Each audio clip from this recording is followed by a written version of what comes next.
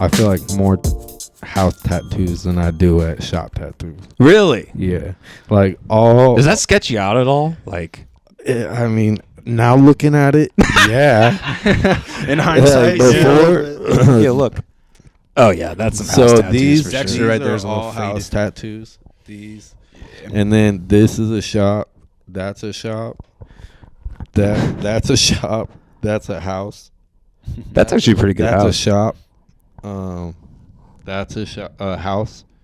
Oh and yeah. then this one's a house. The ones on your neck is a house And too. then okay, this one's fucked up.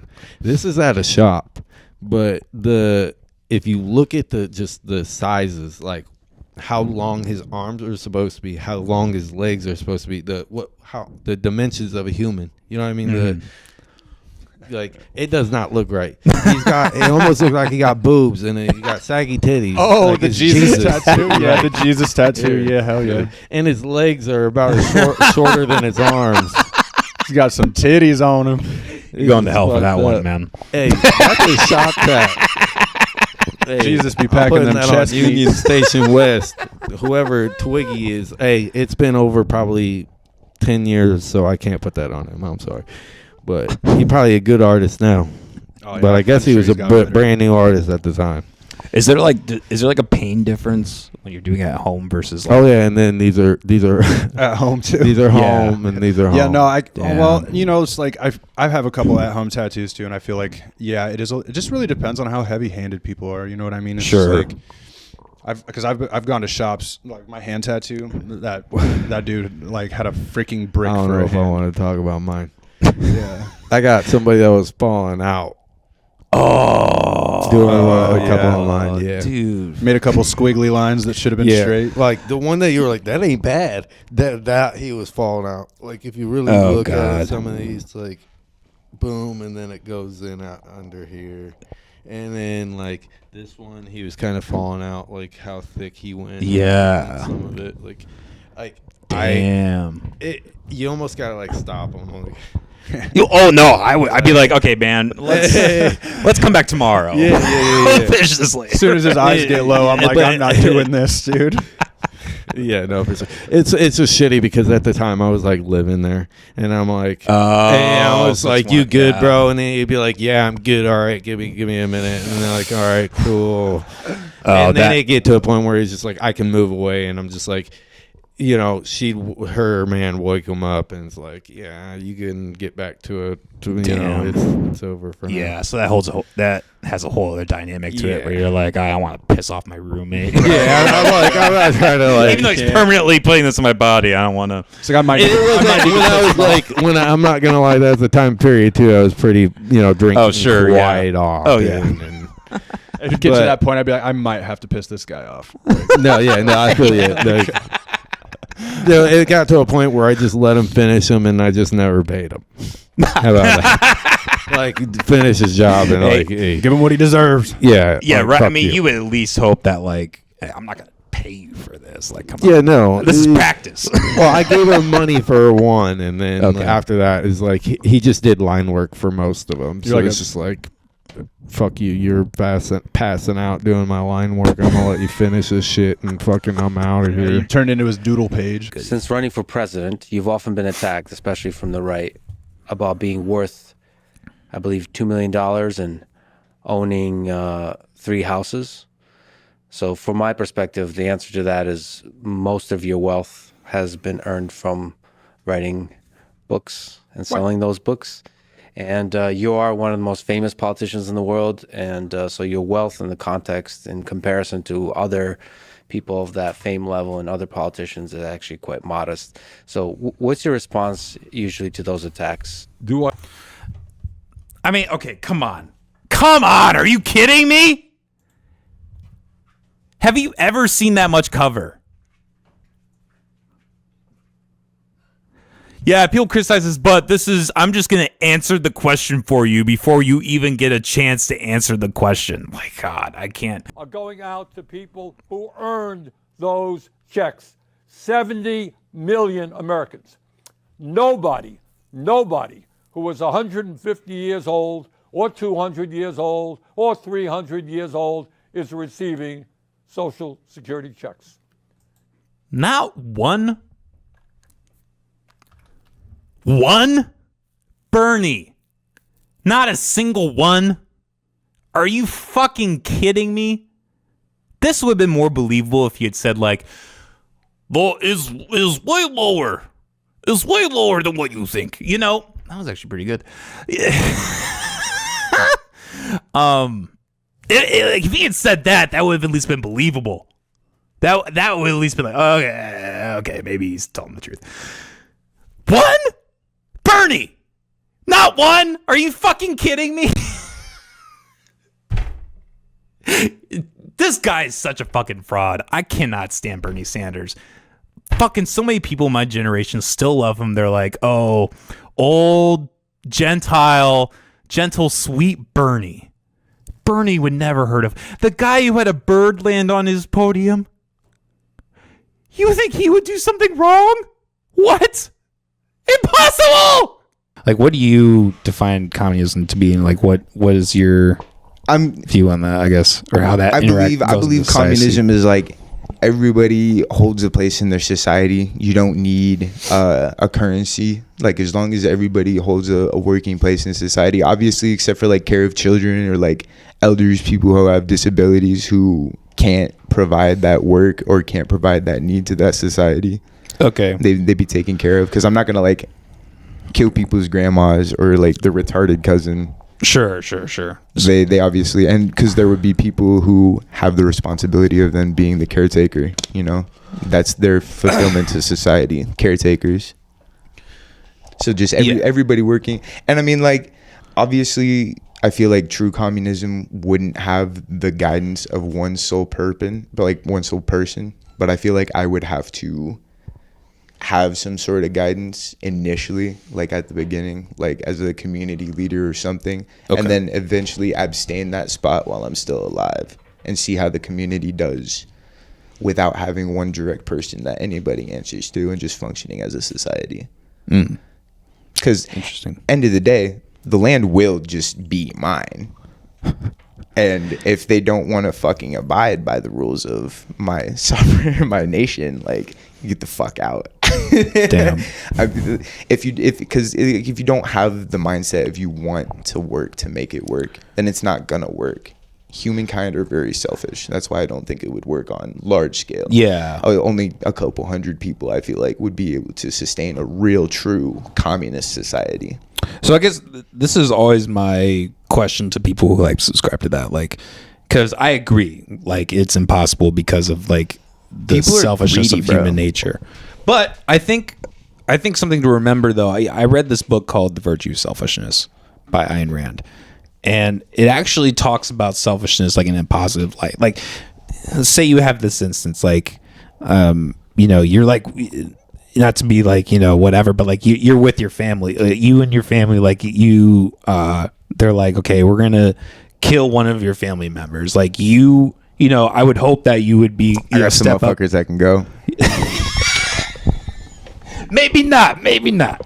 But if you're that kind of person who, like, I don't know, like if me and my fiance were like on the ground and somebody had a gun, if you had a gun, and you were like, hey, I'm gonna kill one of you, I would like beg to like be killed. Yeah. And like that is in a way selfish, because the alternative is She's got to live with that for the rest of her life. Well, like experiencing you getting killed. Well, exactly. There's that aspect too. But like, you don't want to live a life without her. Yeah. The same that she doesn't. So like, that is a selfish act in a sense. But it's also like you're doing the right moral thing. Like, I think there's something like if you're taking like that's the moral side of the selfishness, and then the immoral selfishness is fucking kill her. I want to live.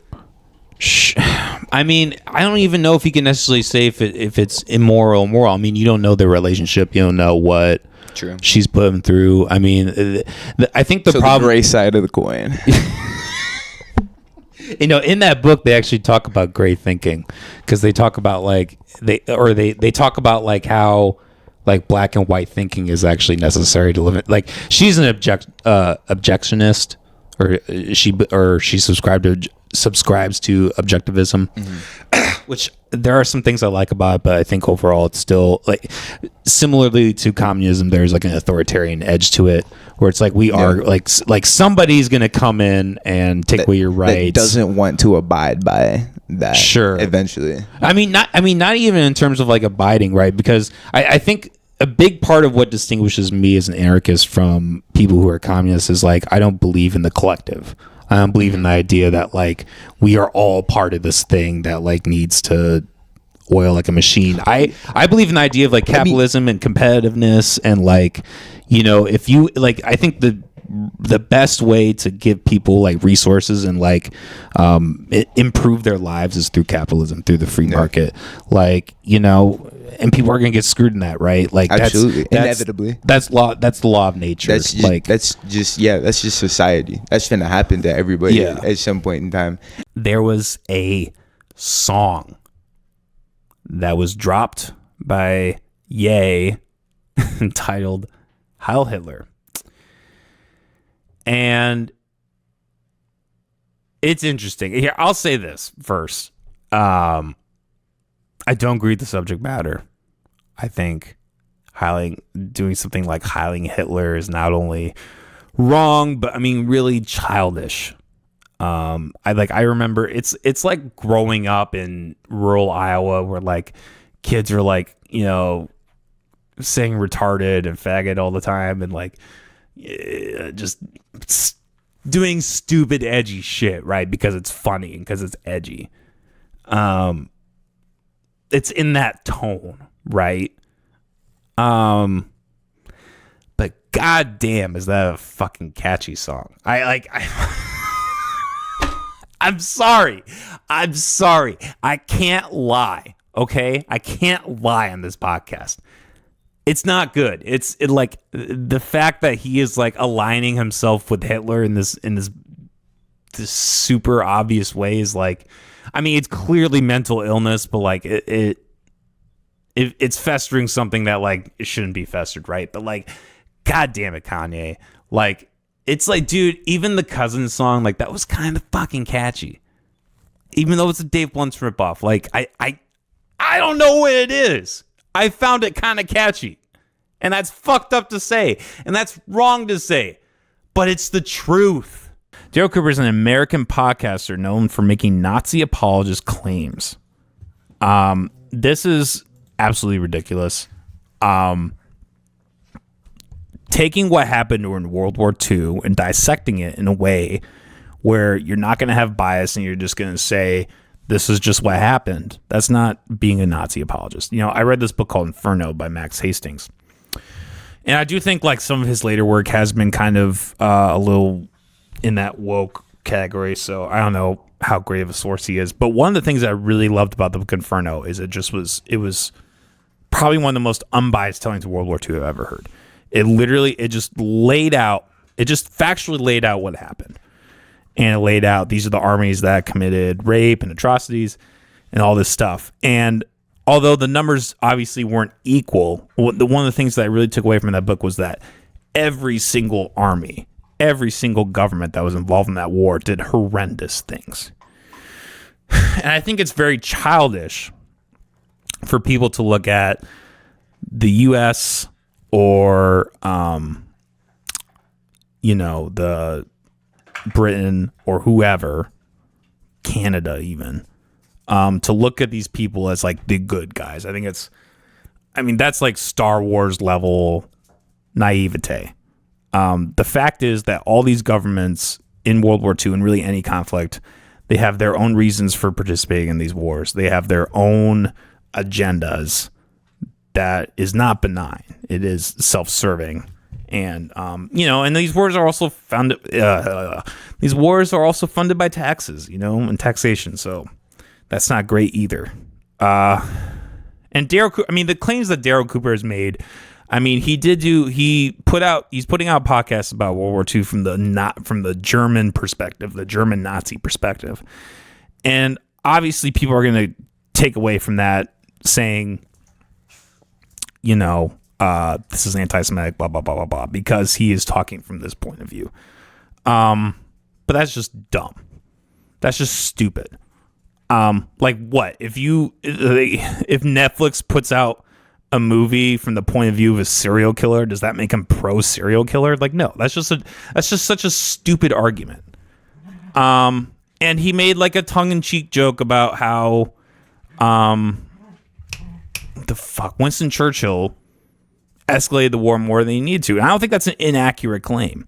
Pat Buchanan has talked about this. Several other people have talked about this. Where, Hitler invaded Poland, right? And that was a provocation to start the war, right? To get Britain involved. But there was a choice there, right? Like Britain didn't need to get involved. They were playing conflicts that that happen around the world that people don't necessarily need to get involved in. In a way, we're talking about all this DEI stuff on the left. I think part of the frustration from all this with Trump is, it's kind of like the criticism of the woke right now, right? Is like Trump is, with this stuff with Israel, with the anti-Semitism. I know back when I don't know if this is still the case, but I remember back when the immigration stuff was really, starting to take off. He was deporting or at least trying to deport people for anti-Semitism. And it seems like it from an outsider perspective, it almost seems like no matter what side is driving, they're going to use these same tactics. So I think a lot of times it's hard for people to, either way, justify it, right? Or you'll find the people that will just go the opposite way and they'll find their own ways to justify it, right? But it is a really tricky situation. It is, but I'll go on record for myself and say that I don't believe that any hate speech law is constitutional. Yeah. I don't care who you are professing hate for. It's protected speech. The Supreme Court has been pretty clear about that throughout precedent too. I will say one thing though about some of the deportation and the anti-Semitism. I will just say, I'm a recovering lawyer, I call myself, because I don't practice anymore. I'm done trying.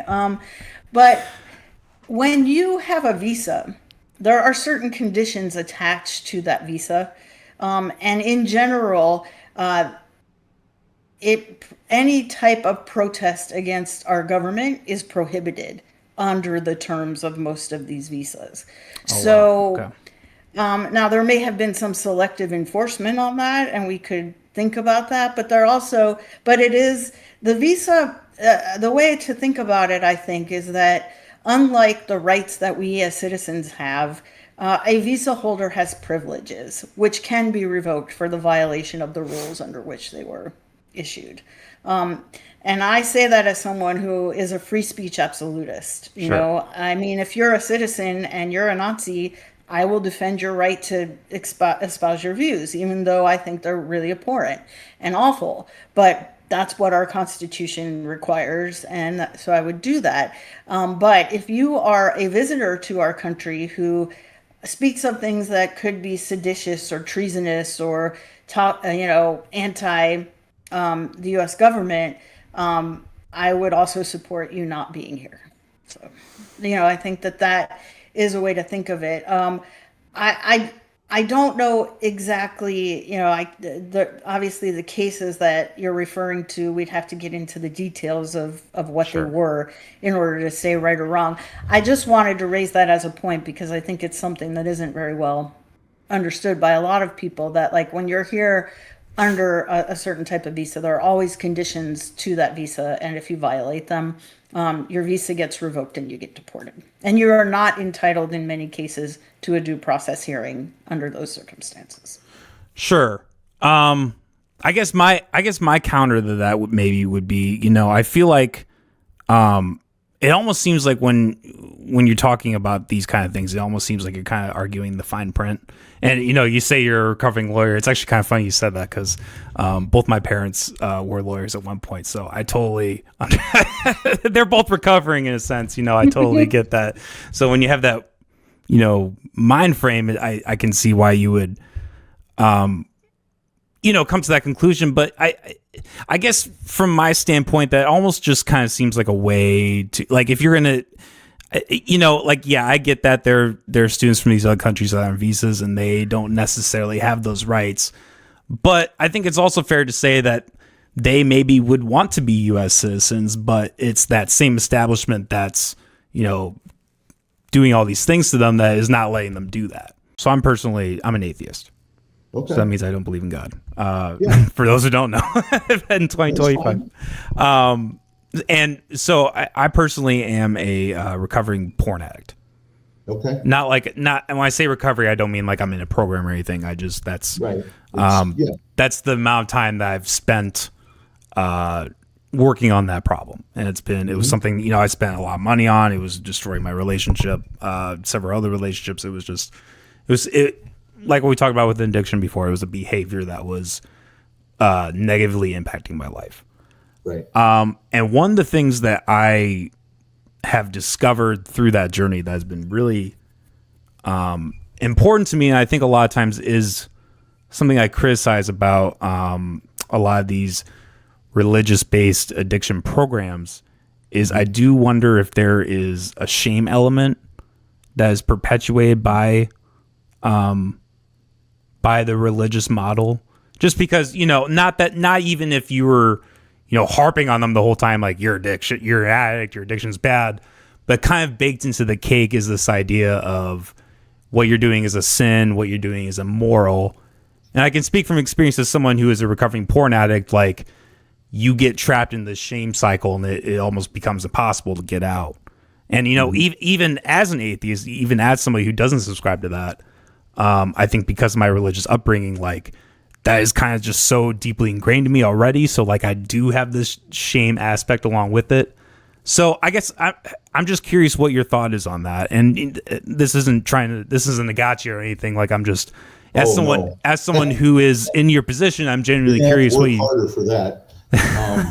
So here's the deal. First of all, I'm impressed that you would share that, and maybe you've shared it on your podcast before. Sure. But Yeah. I'm actually impressed that you would share that about the porn addiction, because honestly, people don't like drug and alcohol addiction, but I would almost bet that they're much more used to hearing that than hearing what you're talking about. Oh, 110%. Right. So that and that is, so that's impressive that you would admit that. So I appreciate that very much, because that's kind of who we are here. Is we're always very open with our guys, and they appreciate that, and your addiction really in one way is no different than any other. You have to find a way to distract yourself. Yes. And for you, it's more about the distraction. I used to counsel a lot of youth that were going through similar, they just weren't quite to the addiction level yet.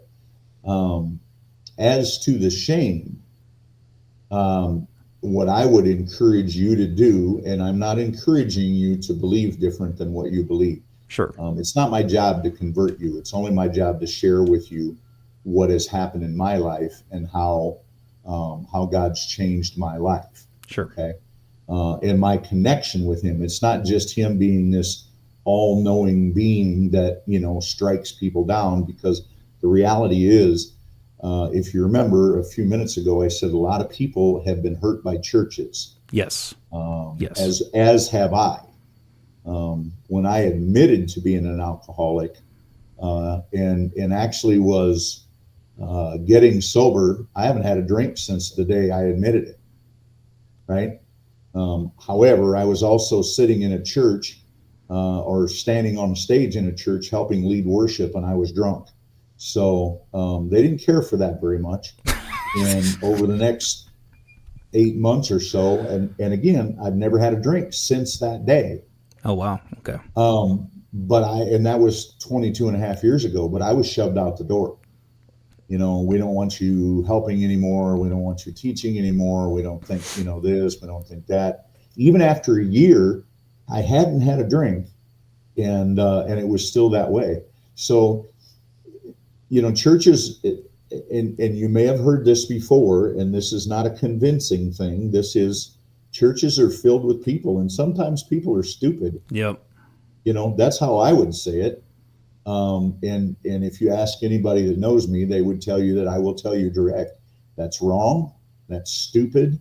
And I would say that, for your addiction, if you haven't embraced that, as far as God, then you've obviously found something to help you. Unless you're going to tell me that you haven't seen porn in 3 days, then I'm going to say, okay, now we've got a different thing going here. But if it's been an extended period of time, you've done well with distracting yourself. Now, when it comes to faith-based treatment programs, unfortunately, statistics speak for themselves, and they have a much greater success rate than non-faith-based programs. I guess I just find it inevitable. Like, there will always be people at the top, there will always be people at the bottom, and we'll have to abide by that to a certain extent. But I think the more volunteerism you have, the better. Do you ever think people are voluntarily at the bottom? Yes. Okay. Yes, 100%. So there's people that are at the bottom that know they're at the bottom, and they know if they were doing things differently, they could not be there. And they just don't want to change anything they're doing. And I 100% agree with that. Yes. Okay. All right, good. I want to get that out of the way because I was like, there is the top and there is the bottom, but there's also this argument that, like, no matter how much, like, the argument I always told someone, and this is, I love analogies, but, like, I'm more than willing to help somebody out of a hole if they're like stopped digging this hole and they have their hand up like this and they're like, help me out. But I'm not going to reach down to try to pull somebody out of a hole that's actively still face down digging the thing deeper. Well, that's charity. And for as much flack as you can give these corporations, a lot of them do have charitable programs. Now, yes, they get tax benefits and stuff from that, and whatever. How many charities actually, how much of the money actually gets to the people that need the stuff? Sure, but I think a big part of that is because of the same system, because they have, it's like a legal loophole, right? Bingo. Yeah. You got to pay people to do the stuff for the nonprofits. Exactly. But that's not actually charity. It's like a face for charity. Yeah. But it's not the same as like opening. It's not the same as like, a bunch of business owners are like, hey, we see a lot of poverty around. We don't really like that. Maybe we should open up a soup kitchen. And then they all get together. Like, that's actual charity. Yeah. But no, I agree. Like, I think this is something the left does a lot. Not to like pigeonhole anyone, but like, I think a lot of leftists will view like everybody in poverty as like being that person that's like, oh, like I just can't get there, when that's just not the case. Like, it's like with healthcare, like you want to give everybody healthcare. It's like, okay, you want to give the person who is born with cerebral palsy, who like is in a wheelchair and like is like drooling, like they can't do anything themselves, and then the guy who like has chain smoked his whole life, he has stage 4 cancer. Like, you really think that they should get the same amount of healthcare? Like again, if you want to give the person that money, fine, but like if you're gonna take money from me against my will and disperse it, you think that should be dispersed evenly. And a lot of people on that side, the side I will say yes. But I think it's reasonable to say, like, yeah, like if you don't fucking take care of yourself, like, why should people be forced to help you with that? Is there anything that could potentially change going forward in how the district vets employees? There is not, because we followed the process. Is there potential? That is like Kamala Harris level being like, would you change anything from the previous administration? No. And this is what I mean. These people are shameless. They're not even willing to take accountability. Would you do anything different? No. It's not my fucking fault. It's not my fucking fault this happened. This jackass did this. ICE didn't tell us. This is on us. We shouldn't have to change how we hire people. What? All these, parents who are, concerned. Get the fuck out of here, dude. Discrepancies, though, in what that process brings up. I mean, is there more potentially in the future to do on those background checks or different types of background checks or coordination with the federal government? I think this is sparking a far broader conversation than just Des Moines Public Schools. And I think it's really important to point that out because citizenship is clearly so complex. And so the thing that I think is really important to remember, it's really not that complex. I know people who have come to this country and it's not that complex. I say this because I know our students are like he got notices. This wasn't like something that like he like oops like he didn't know. This man wasn't surprised when he got pulled over. Clearly, okay, he knew they were coming for him. He got notices. He took a position knowing that he wasn't able to work. This wasn't complex. Okay, this was pretty black and white. But no, if she said that, Jackie Norris wouldn't be taking any kind of accountability. So, watching this, we've got 30,000 students that are going to return through our doors on Monday. And I want to make sure people understand that as the citizenship process works its way through, we also have to assure that, these are human beings. And so two things can be true at the same time. And so as we're having these conversations, it's important that, yes, the citizenship process, we need information, right? It is not acceptable, and we cannot allow that to happen. So we need to find out why, just like I'm sure, Governor Reynolds and the state is trying to figure out why, because we both are in the same situation. And at the same time, we also have to move forward and lead our district, right? And make sure that our students and staff are prepared to return to the classroom on Monday. This is one of the most softball interviews I think I've ever seen. But I want to talk about Monday, but first, just one other thing. I think because the timeline has been, and she even kind of presses her, which is kind of shocking, honestly, for KCCI. But it's kind of like after COVID when they kind of had to, they were like, oh shit, we've really fucked up, so we need to at least make it look like we're pressing. I mean, she's doing the same thing. It's almost kind of. But it's like Jackie Norris is almost just batting away every time. It's fucking wild.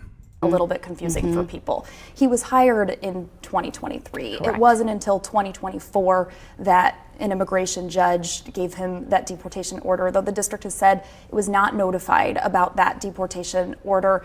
Is there an agency that's supposed to reach out and notify? I mean, just help people understand where that communication It is a great error, question. Right? I mean, we were never notified. We found out on Friday just like everybody else did. And so, again, broader conversation, I think a conversation for ICE, a conversation for the federal government and how it chooses to notify people and if they notify employers. We were never notified. Now, they notified him. What if you got to tell your family and friends too? Come on, man. But no, she can't admit that because then it would fall on her. Then she would be the problem. Then she would be not just her and the board, whatever. They would be admitting that, oh, we fucked up. But see, this is the thing. The government can never do that. They can never actually admit that they fucked up. They always have to pass it off onto someone else. And this is what's happening right as we're watching this video clear as day. But this is like an article from quite a while ago that was saying that the footage was mistakenly erased. Look, I mean, it goes back to the same, ask the people that were in power then. I mean, I get it that you want to hold me to account for their actions. And no, I'm not saying, not you. I'm not saying that. Not you, just the public in general, and that's okay. What's confusing to everybody today, first of all, it's very confusing because AI can kind of make anything. Okay, we'll just stop here because that kind of just deviates into a whole other thing. But look, this is classic. This is classic statism. This is classic government, right? Take the blame off me. It's not my fault. It's above my pay grade. I still profit from the same system. I still take money from the same system, but that's not my fault. It's not my fault. It wasn't me. Well, you know what, man? If you are going to be in this position, if you're going to be the one that's supposedly streamlining all this information to the public, you should maybe at least take some kind of part. maybe not even, let's even say like maybe he shouldn't take any blame. Let's say it is entirely the previous administration's fault. You better do damn well to do everything you can. And I mean everything you can to be as transparent as possible, to have explanations for these things. Do investigations. That's your fucking job. Hey, maybe instead of focusing on this fucking fentanyl crisis and throwing fucking darts against the wall, trying to solve this unsolvable problem, like in the way of the drug war and all that, maybe instead of trying to solve this unsolvable problem of the drug war, maybe you should focus your energy on something that could actually be of a lot of benefit, that could actually help a lot of people. Hey, maybe instead of trying to like just target these like fucking cartel people or people who just happen to be selling and using drugs in a mutual exchange, a peaceful manner, and then they happen to have fentanyl in it, and like that's not, they don't know that, right? Maybe they do, whatever. Like, it's bad, but I would be willing to bet, I would be willing to say that uncovering what happened with this awful person, Jeff Epstein, who had a web of influential people, government officials, had all these, extremely coincidental, things that like him getting promoted to, what was it, like some MIT position with like no expert, like he just had all of these gateways into government and power and all that. Even like with Ghislaine Maxwell's father, like his relationship with that, like there's so many like things that raise eyebrows that you could actually spend a lot of time revealing that. But no, you're going to like focus on the fentanyl crisis. Like, nah, man, sure. Let's say it's not your fault. You better be doing everything you fucking can to have answers for this. And not just say, we'll give it to you, we'll give it to you, we'll give it to you. Why even come on this podcast if you have nothing to give? Right? Like, wouldn't it make way more sense to appear like, oh, hey, I have the footage. Hey, Joe, why don't you pull up the footage? Or maybe even you put it out publicly and then you have the interview. Look, I think the reason that he came right now is because this is all he's going to give us. I don't think, look, I'm just going to say right now, I'm just going to predict right now, I don't think he's ever going to give us this footage. And if it does, I don't think it's going to be real. People are innovative. Humans are innovative. This is what happens. And you can bitch and moan about it while you go get your fucking Starbucks or whatever the fuck, whatever other things that you love that technology is, that wouldn't have been possible without the innovation of humans and technology, right? You're going to enjoy all the rest of that. Like, you're going to sit on Facebook and bitch about how stereo killing is taking jobs. You're going to do that and then go fucking get Starbucks, which is an innovation.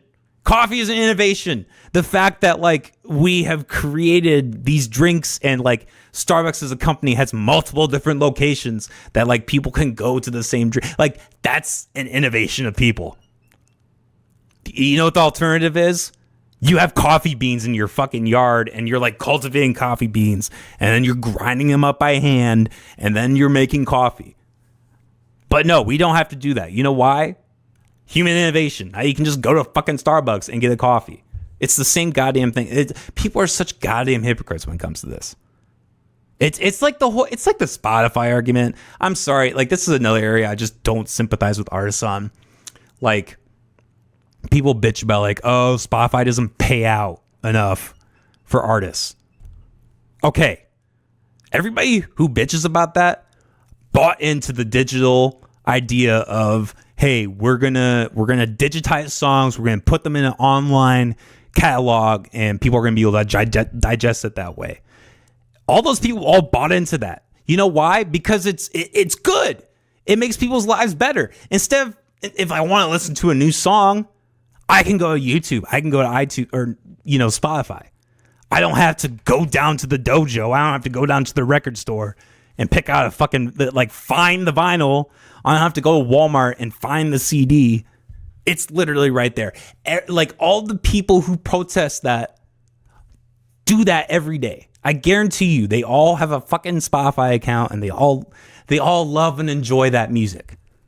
But no, when it comes to paying the artists, we're gonna bitch about that. You don't get it both ways, man. Either be against it or be with it. You don't get to live in this middle ground and actually have people take you seriously. It's just not gonna happen. I'm not gonna take you seriously. And eventually, in 20, 50 years, when all this humming and jumping and whatever is gone, these people who are complaining about Studio Ghibli are going to be long forgotten.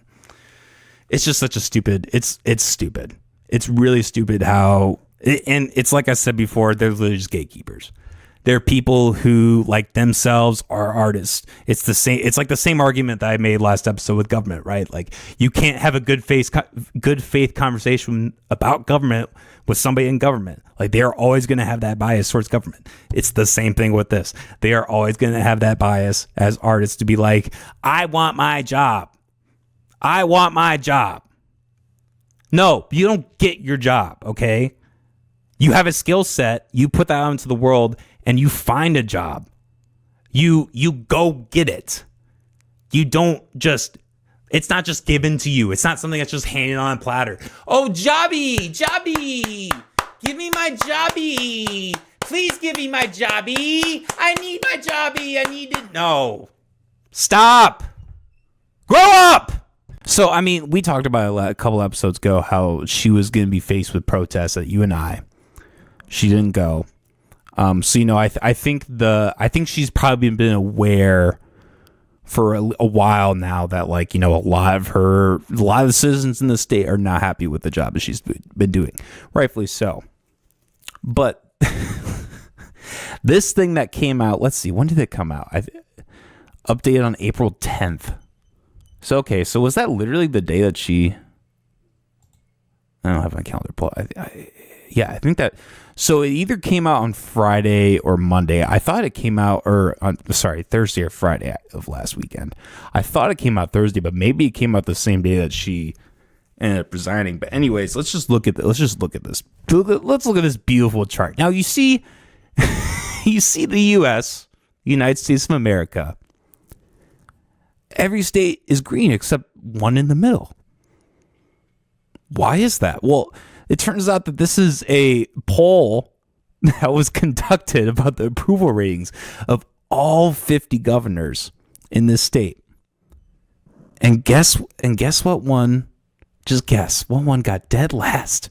Not only, and I'll pull this up, the stats here.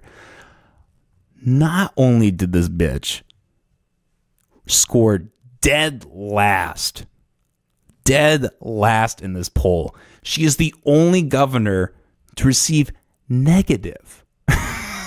She actually went negative in the approval ratings, more than any other governor. Which, like, and you know, especially, and this is another thing to think about, especially in the climate that we're in, where Donald Trump is the president, there does seem to be more of a popular, just in the U.S. as a whole. I mean, that's always been the case in Iowa, but especially the U.S. I mean, newly in the U.S. as a whole, there seems to be more support for the Republican Party and Donald Trump as himself in general. So to see this amidst all that is just, it's mind-boggling.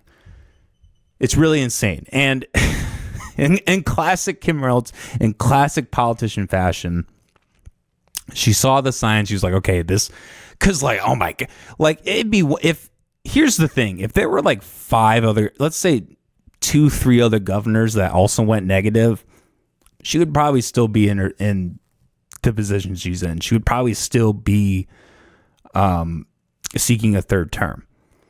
But because this just so glaringly put a target, not even a target, just pinpointed her as the thing that, like, you know, anybody I mean, obviously I'm in Des Moines. I'm in a city that's going to be more heavily Democrat. So, I mean, there's obviously going to be some slanting in how, you know, people view Kim Reynolds just at a base level, right? Just because she is a Republican governor.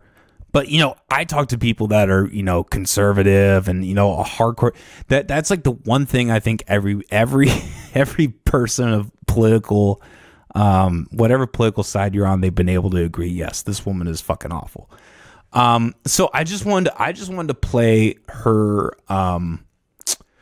her farewell address, or not even her farewell address. Her just saying that she's not seeking a third term. I just wanted to play this more so just to like relish in it. Truly just to relish in what this awful person is saying as she'll be stepping down from the third election. So let's just play this.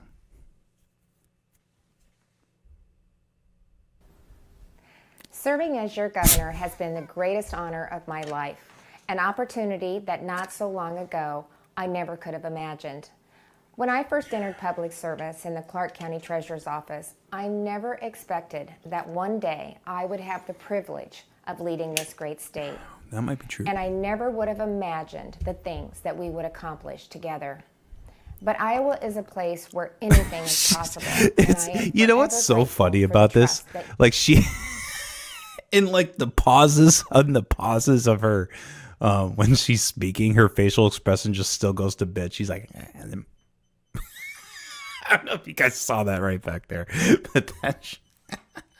Have the full heart and a place where anything is possible, and I am forever grateful for the trust that you have placed in me. Today I want to share a personal decision with you, one that was not made lightly, but comes with a full heart and a deep sense of gratitude. I think it was pretty After light. a lot of thought, prayer, and conversations with my family, I have decided that I will not seek re-election in 2026. This wasn't an easy decision because I love this state and I love serving you. But when my You term don't ends, serve us. I will have had the privilege of serving as your governor for almost 10 years. You And serve before yourself. that, as lieutenant governor and state senator. This public service has been an incredible journey, one that I wouldn't trade for anything. But as Iowans know, family is everything. And through the years, my parents and my husband, Kevin, our daughters and our grandchildren have stood by my side, supporting me through every challenge and every victory. And now it's time for me to be there for them, to help them through the next stage of life, to Oh, watch God. every track meet and basketball game. This almost kind of, and we can honestly just stop it here because if I can even control the goddamn thing, we can just stop it there because that's basically it. I shouldn't even say I watched the whole thing. I think that's really as far as it got. But I think this was worth watching because I think it's just a subtle reminder of how disingenuous this woman is. The day after, or maybe even the day of, this poll comes in, and we clearly see how awful this woman is doing in the polls. She uses her family as an excuse. And that's really kind of, it'd be one thing if there was maybe there is some genuineness to it. Like, being someone in government, being a politician, like, yeah, that definitely takes time away from your family for sure. And I don't know anything about her family. Maybe her family's great. Who knows? I kind of doubt it, but who knows, right? I'm not going to shit on them. I don't know who they are. I have never seen them speak, so I'm not going to put that on them, right? But just to use the people who you supposedly love and care about in your life and kind of use them as a shield to say this is really the reason why I'm dropping out. It shows to just how fake this person is. And look, I'll go a step further. I'll even go a step further in saying, I think if Kim Reynolds, if what she said in that video was true, that it was her joy and her duty to serve Iowans, she should have resigned today or Friday, I guess. That day she should have resigned. If you are a public official and you actually care about what the people think, about what the people you're serving think, and you can clearly see that they are dissatisfied to the point where you're the lowest ranking governor in the state, the good thing to do would be to resign. And look, at the end of the day, this is a win, right? This is a win that this woman's stepping down. On the Unhinged episode posting Wednesday, I know me and Lolo kind of got into it about, you know, if things are actually going to get better, if they're going to get worse. I stand by. I do think that this is going to get better. I do think things are going to get better for the state of Iowa, because you have to look at this, right? If you and this is the beauty of the day and age of social media, right? I mean, you know, what I've done on this podcast, what we've done on the Unhinged podcast, talking about Kim Reynolds over and over and over again. You know, that force of people. I'm not even saying I'm like a powerful podcast by any means, but you know, there's so many other people like me who are like constantly putting pressure.